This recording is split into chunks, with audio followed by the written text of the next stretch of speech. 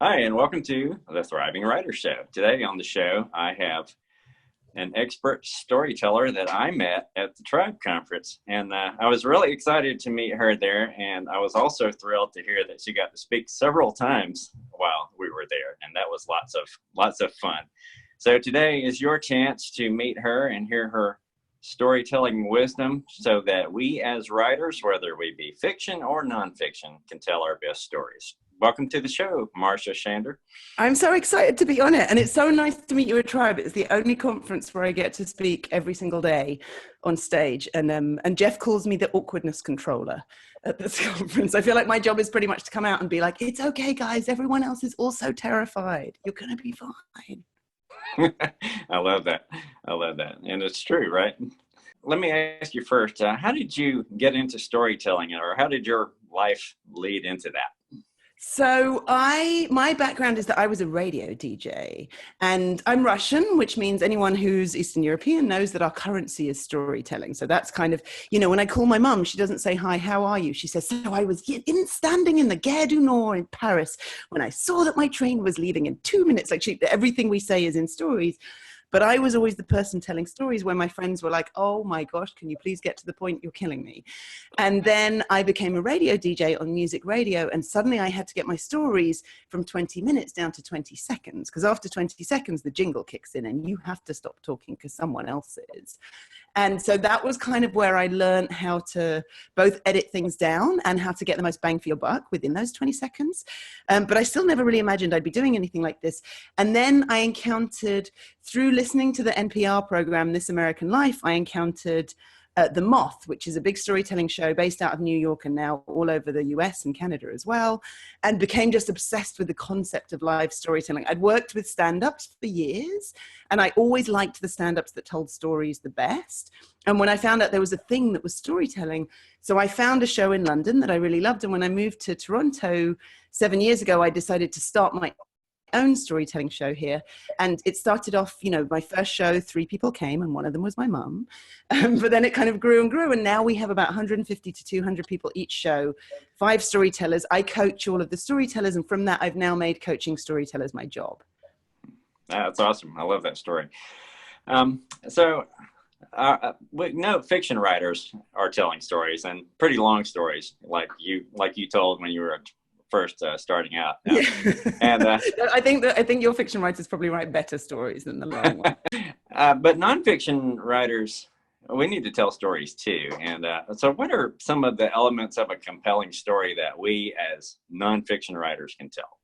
So I actually think that this probably bodes for fiction and nonfiction. The one thing I can't speak to is writing like in a particularly stylistic way. But if you're writing in a way where you want people to feel like they're right there, then I think that the rules are pretty much the same. And it's that, yes, narrative is important, but it's not as important as visual images and emotions. People often think the biggest mistake with storytelling is putting in too much emotion, but I think that putting in too much detail. And I think actually the biggest mistake is not putting in enough of the right detail.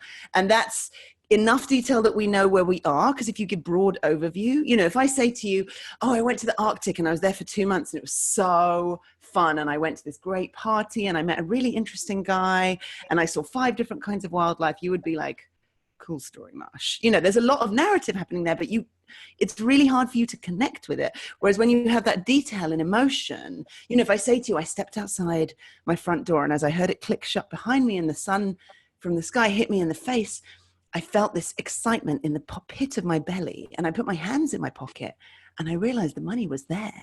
This was going to happen. And that's about me going to the corner store and buying a packet of chips.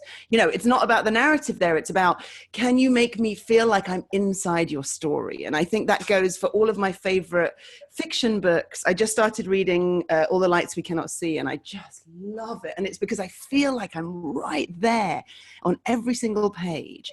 And it also goes for nonfiction and memoir and our true storytelling. And actually what's interesting is They've done studies where they stick people in MRI scanners and they have them tell stories and listen to stories. And what's so cool is that the people listening to the stories, their brains think that they are inside the story. So you tell a story about smelling coffee, my olfactory cortex will light up. You tell a story about grabbing a pen, my motor cortex will light up, specifically the part related to hand movement. And then that's happening to you as well. So if this happens live, our brains are going in sync with each other. But even if it doesn't happen live, if it happens on the page, I have this powerful connection to you. And so that's why you need those details. And then the reason you need emotion is because emotion is what makes us care about any story. I had a storyteller at my show a few months ago who told a story about going to protest at Standing Rock in North Dakota. I'm pretty sure no one else in the room had also been to protest at Standing Rock. I'm pretty sure most of the people in the room, like me, had never been to the kind of protest where you might get arrested or maced. But every single one of us knows exactly how it feels to be in a situation where you're supposed to be brave and to feel terrified. Every single one of us knows how it feels to be in a situation where you're supposed to be brave, to do something cowardly, and then to feel shame. So while we can't relate to every story, we can relate to every emotion. So as long as you have emotions in your stories, we'll care about them. Yes. And I can remember writing that down, that everybody may not have experienced every situation, but we've all experienced every emotion at some time in our lives. And yeah, I think that's a great way to just, especially if you meet somebody new and you don't want the talk to be really boring, then yeah, an emotional connection really makes a difference, doesn't it? And I think another thing is vulnerability. You know, Brené Brown says when we meet someone, vulnerability is the last thing we want to show them and the first thing we look for in them. And it feels really scary to be vulnerable, but actually telling stories is a super low stakes way to be vulnerable, because you don't have to put all of your personal information out there. You can just tell us how you felt, you know, as long as you say, like, when I go and buy coffee, sometimes I ask for a cappuccino and she gives me a latte, but I'm kind of too embarrassed to say anything. And so in my very British way, I just accept the latte, even though that's way too much milk and I don't want it. Like, that kind of is basically being like, I acted stupidly. I didn't stand up for what I wanted because I'm too embarrassed to say anything to this person who I'm never going to meet again. And instantly there's a vulnerability where for me, I'm like, oh, I can connect with you on that. So now, you know, one of the kind of driver behind what I do for me is that I've learned to understand that pretty much everyone walks around all day, every day, thinking that everybody else has their ish together and I'm the only one that doesn't. You know, everybody else has a perfect job and a perfect relationship and a perfect family, and I'm the only one that doesn't. I'm failing. They're all winning. And then we try and cheer ourselves up by going on Facebook, where of course everybody has their highlight reels. And so it feels like then an assault of like, oh, me and my perfect relationship, my perfect family. I don't have a family, so I go on vacation all the time and it's actually relaxing. And it compounds that feeling, you know, everybody else has it together and I don't. And then somebody tells a vulnerable story. Somebody says, I asked for the wrong coffee and I just accepted it and drank it, even though I hated it. And it's like, oh, you don't have it together either. So maybe it's okay that I don't. And it dissolves that shame by giving us connection and making us feel we are not alone. You know, I think those are the four most powerful words in the English language. You are not alone. And we all desperately crave belonging.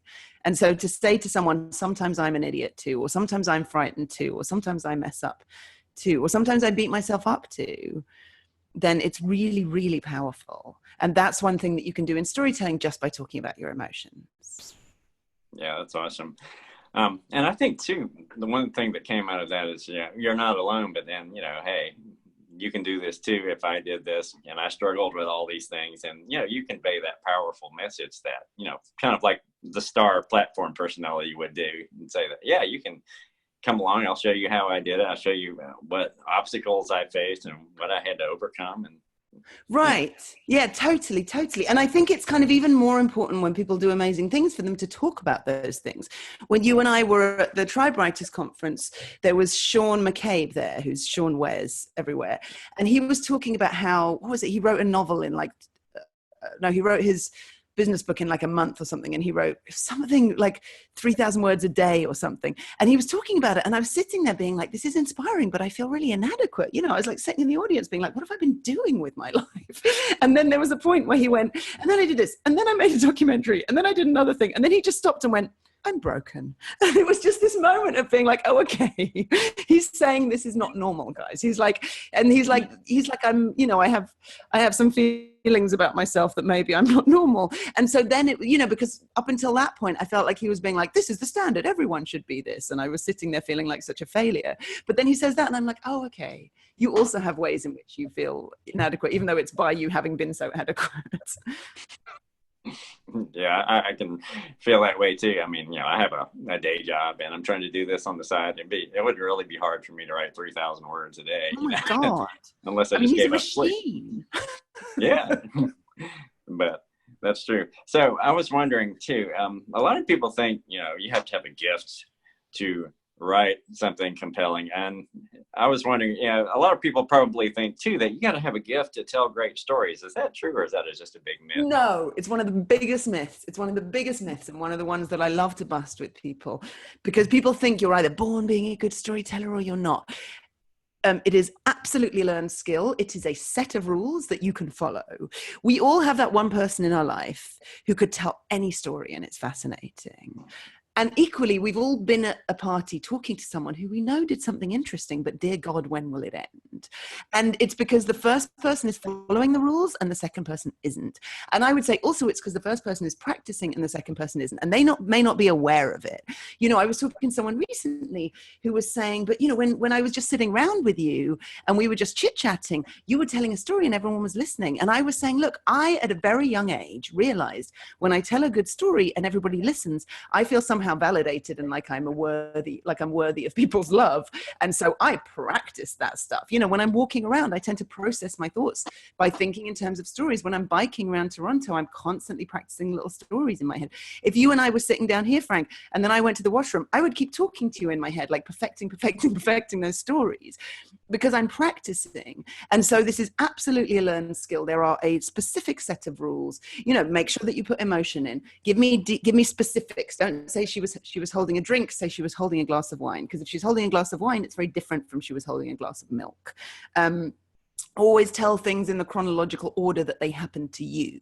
You always want to tell a story as if you've just sort of Freaky Friday'd into 17 again into your previous body and you're telling it. So don't tell me about a thing that hasn't happened yet, because you don't know that. And that's because you don't want to break the tension, because the tension is what keeps us listening. If you say, of course, at this point, I didn't realize they'd already given the job to Yusuf, then I'll be like, well, I don't care about what's going to happen in the interview because I know you're not going to get the job.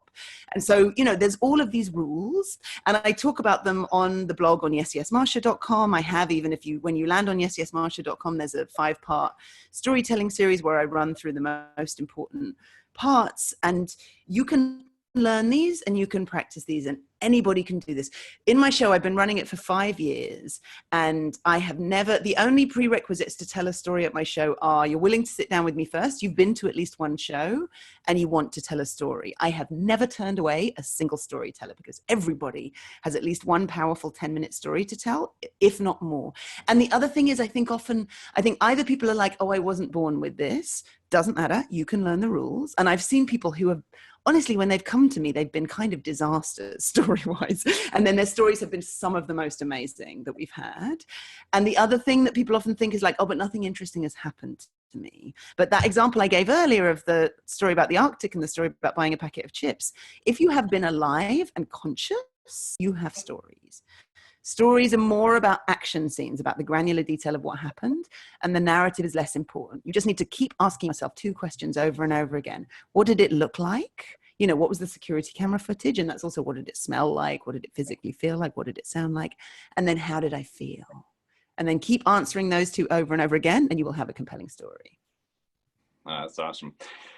We talked a little bit about science before, and I was kind of thinking about, I've heard that on your subconscious mind, you can't tell the difference between something you imagine and something you actually experience. Is there sort of a connection with a well-told story that you can share that relates to that? Yeah, totally. So that's the thing I was saying earlier about how your brain thinks it's inside the story. Like literally the parts of your brain will light up that would light up if you're inside the story. And what's so cool is that happens if you're telling the story and if you're listening to the story. And for some reason, it's exacerbated by it happening live in a room full of people. So we've all had that experience. And sometimes it's you sitting with three friends, and sometimes it's, you know, you're watching a TED style talk or a stand-up on stage, or you're at a storytelling show, which there are those all over North America now, but we've all had that experience where someone's telling a story and everybody's listening, and it feels like there's something physically tangible in the air. And I used to call it alchemy, and I realized it's not alchemy, it's neurology. It's an entire room full of people's brains all going in sync with each other, like a giant benign alien invasion. And so it does feel like that. And there's something about telling a story on stage which makes it feel like time travel. The very first time I ever told a story on stage, I told a story about my granny, and we were really, really close. And she died 3 years before, and I felt like I got to see her again. And I actually sometimes since, I mean, I do more story coaching than I do storytelling, but I recently had to come up with a story for a show that I was doing. And I came up with a story about my Uncle Boris because I wanted to spend time with him again. And that's what it feels like. It's like, you know, when you have a really vivid dream and then you wake up and you're like, I know I'm not actually best friends with George Clooney, but I really feel like I am right now. And that's what it's like. It's because your brain, that's the part of your brain not being able to tell the difference. You know, when you wake up from a dream, you usually don't really think you're best friends with George Clooney, but it just really feels like you are. And it's kind of like that in storytelling. And that's why when I work with clients, you know, one of the other things that I do with clients is I work on their sales pages using some of my storytelling techniques. So I work with people whose ideal client is some former version of themselves. And one of the things we do is we do an exercise where we basically climb into their body when they were in the position that their ideal client is now, to try and get out, like, how did they feel? What were they thinking at the time? So we can speak to that on their sales page. And I always have to make sure to take them out of that and to take them into a calm place or a happy place afterwards, because otherwise you just leave them traumatized for the whole day. And so, yeah, that's what happens in our brains. It's so cool. I love storytelling. Oh, yes. Yeah, I've loved hearing everything you've said so far, for sure. One thing I learned early on, just studying sales books, Zig Ziglar especially, I mean, he had a really big impact on me. One of the things he says that when we sell, that we really are transferring feelings from ourselves to the people that we, you know, our customers, our clients, or what have you. And I think, how can we use a story or use our story and to transfer those feelings and build trust in the people that we're trying to reach? So this is where the emotions really come in, and some of the internal monologue. So when I'm working with clients, like I just explained, what I do is I pull out some of the internal monologue. But sometimes when people want to use their stories when it comes to selling, I'm always saying what people don't want is like a long laundry list of all the things you do. What they want is one action scene that shows you've been where they've been. So say your ideal clients were people who, whenever they try and use a pen, it would just fall apart in their hands. And, you know, it was really frustrating for them. And they started to think, maybe it's something wrong with me. If you tell a story about, you know, I'm sitting there and I'm trying to write this shopping list and I want to cry, you know, and I grab the bits of metal, and as I put them together, I managed to write half the word potato when the pen falls apart again. And I think, what's wrong with me? Am I cursed? And if you can use the feelings in the internal monologue, that'll make your ideal clients go, oh, that's exactly how I felt yesterday morning. Then it does so many things. First of all, it gives you huge credibility. And this is the same if you just pull the internal monologues and stick them on your sales page to say, do you ever feel bong, bong, you know, point. It gives you huge credibility because it says, I am for you and I'm not for everyone. Maybe some people have pens that fall apart. This is a weird example. Let's roll with it. Maybe some people have pens that fall apart, but they're totally okay with that. You're not for them. So it's saying, I'm for you. It's saying, I really, truly understand your problem. Because look, I've just described it in a way that makes you see that I got it. It's saying, I will be delicate with this. I will not laugh at you when you come and say, oh, I feel so ashamed when my pen falls apart, because I know how that feels. So I'm going to take your shamey stuff and be very careful with it. And then it does two more things that I love, because it does this even if that person never buys from you. First of all, it says to them, there is hope. It says, I've found a route out of this. Maybe it's the one for you, maybe there isn't, but there is a route. Because so often when we're in shame, you know, which is so often if we're having a problem solved, it's because we have some shame around it. Like, or when we're in anguish, when we have some problem, we feel like there's never going to be any route out of it. So it says there is hope. And then going back to what we said earlier, it says the four most powerful words in the English language: you are not alone. Because if you bothered your bum putting it on a sales page, it's probably because you think that other people are going to relate to it. And so that says there are other people out there who feel the way that you feel. And you're saying to them, you're not alone. You're saying to them, which is the same as saying you belong. And you're saying not you belong when you fix this problem, when you stop having pens that fall apart. You belong where you are right now. And when we feel like we belong, our brain releases dopamine, reward, serotonin calms us down, and oxytocin, which is bonding and trust. Trust also very important for sales. And it's the feeling that we crave most in the entire world, to belong. You know, it's why we so often want long-term sweethearts or pets or kids or best friends, because we want to belong to someone and have someone belong to us.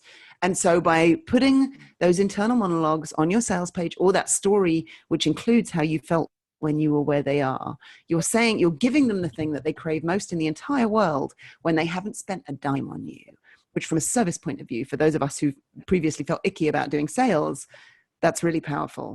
And from a sales point of view, if you've given me the thing that I crave most in the entire world and I haven't spent any money with you, what's going to happen when I spend money with you? So it's really powerful. I love it. And I love that it helps people even if they never buy from you. Because so many, you know, I came from a background of being in radio. Everybody sold to me. And so when I first started selling things, I felt so gross and pushy. And so I love having a way of writing sales pages where, and this is why, you know, that particular service that I do, people tend to hire me who also have felt like sales pages feel really pushy to them. And so it's writing one that doesn't feel pushy and that benefits people, even if all they ever do is read your sales page. So what are some of those pushy elements in there that people resist that maybe we can soften up with a story? Yeah, I mean, I think the pushy thing, partly it's just understanding. I worked with a sales coach, Kendrick Shope, for a year, who's amazing. She's from Arkansas. She's just an incredible lady. And Kendrick Shope basically rewired my brain. And one of the things she taught me is selling is helping. And she was saying it's not about being like, listen, you have to buy this. It's just about being like, hey, this is available. FYI. And just showing you, you know, and sometimes and also she taught me things like stop making decisions for people. I was used to be like, oh, I don't think this person can afford it. And then she would say, she used to do pharmaceutical sales. And she said, if you knew that there was two different medicines, there was one that was $10 and one that cost $200, and somebody came in and said, you know, my kid desperately needs this, would you be like, oh, I'm not going to tell them about the $200 one because they probably can't afford it? Of course you wouldn't. That would be immoral. You know, you're not forcing anyone. I think some people do write sales pages where it's like, listen, if you don't do this, you will fail. And that works well for them. It doesn't sit morally for me. And so you don't have to do it that way. Yeah, that's true. So tell me, what's your favorite story as you were coming along that inspired you the most? Oh, I have a few. I'm going to tell you a really short one. You know what? Okay, two things. I'm going to make you guys a secret webpage, which is yesyesmarsha.com/thriving writers. And on there, I'm going to put a story, which you may have encountered, which is my friend Mark Haynes. We used to work together at the radio station. And it was about when he met Roger Moore when he was a kid. And it's too long for me to recount now, but it is probably the most wonderful story. Roger Moore, the former James Bond actor, who was James Bond at the time when he met him. And it's probably the most wonderful story I've ever heard. So I'm going to link to that as a longer story. And please, please, please go to yesyesmarsha.com/thriving writers and read this, because and you'll presumably link to this as well, Frank, but it is the most incredible story. But my favorite very, very short story is a family friend of ours. So he went to a party with his grandma, and the granny's standing there going, oh. And eventually he says, Babushka, what's wrong? And she says, oh, darling, I am in such terrible pain. And he says, why? And she says, I accidentally wore my sitting down shoes. And he said, but Babushka, there's a chair right here. Come and sit down. And she said, no, sweetheart, you do not understand. I am wearing the standing up corset. Oh, man. So that's my favorite tiny story. But I will put in the Mark Haynes one. And actually, I read it out loud at my show, and I told a story about that story. I fell down a really dark hole when the Manchester bombings happened. And that story was one of the things I clung to because I was feeling so much despair about just the entire world, you know, because it's the kids that got killed, but then also all of the people who were going to be effective because of the increase in racism every time there's any kind of bombing, and you know how terrible that side of it is, and how it kind of strengthens the right wing and all of this. And I was feeling so much despair, and I was clinging to that story because when stories are kind of outside of everything, you know, I had the same thing a year ago after the inauguration and the Muslim ban, where I was feeling so much despair about the state of the world. And then I had a storytelling show, and it had felt before like my options were engage with the politics and fall down a big hole, or turn away from it and feel immoral. And then I was like, oh, storytelling is this third thing where there's humanity. And as long as we have two people and two mouths, two pens, we can tell stories and we can feel this powerful sense of connection. For sure. So what are some things that we can do now to practice and improve our storytelling while we're growing as writers? So I would say have a look. I'll also link on that secret webpage to the story tips blogs that I put. They're really short. I don't tend to write very long blogs. People before were like, you should write a 2,000 word blog and that gets the best SEO. And then I was always feeling guilty about not spending 18 hours researching a blog. And then I was like, oh, I hate reading those blogs because I'm really busy. So my blogs are really short. But anyway, I'll put the link to the 5-part story series. But the main thing I would say, the best thing that you can do is start noticing how you feel. So one of the things I ask my clients to do is pick something that you do several times a day, like getting a glass of water or going to the washroom. And every time that you remember to, which will be 1 in every 10, ask yourself, how do I feel? And where do I feel that in my body? So you probably won't feel much of anything, but maybe like I'm a tiny bit excited and I think I feel it in the bottom of my stomach and it feels like fizziness, you know, or I'm a tiny bit anxious and I think I feel that in my chest and it feels like a heavy stone. Because if you do that, you can start tuning into how do you feel, and whether you write fiction, whether you write nonfiction, that's such an important part. And it's so much easier to write about how your characters feel when you're really in tune with where you feel it and where it is in your body. I have a client that I gave that directive to. She's this wonderful woman, very expressive. And she said, you know, she came back the next week and said, you know, you told me to wonder how I feel every time I go to the washroom. And for me, the feeling is always joy because I love urinating. Which I can totally get behind. I have a very small bladder. Yes, for sure. You know, one thing that if we are, you know, unhappy with life, I think everything seems to have to come back to feelings, right? I mean, if you don't like your job, then you feel awful, or if you love it, then you know you feel great. And I guess it's just easy, maybe because we're always feeling something, to just forget about using that. But starting to notice it, you know, when we do have so many feelings, and I come from even though I'm Russian, a lot of my family were very British. And so you weren't really supposed to have feelings. That's like my country's thing. We've kind of brought it to you guys. You're welcome. And I actually have a tattoo on my wrist, which is kind of the short form of it is, Marsha, you are someone who has a lot of feelings and you're having some right now. And that's okay. Like, I feel like another part of this process for me has been starting to get more comfortable with my feelings and being like, oh, they just happen and that's all right. Like sometimes I'll just have a really sad few days, or sometimes I'm really anxious and that's okay. Instead of constantly being like, be happy all of the time, which I think we often force ourselves to do as North Americans and Brits. Yes, absolutely. So is there anything that you're working on now that you'd like to tell us about? So I do have a new thing, which is a monthly, I'll link to this as well on the secret webpage, a monthly live advice column. I realized I had a secret dream to be an advice columnist. So it's called Yes, Yes Questions. And once a month, I just have an hour-long call and it's free and anyone can come on. You just need to get on my mailing list so you can get the details and you can just come on and ask questions about anything.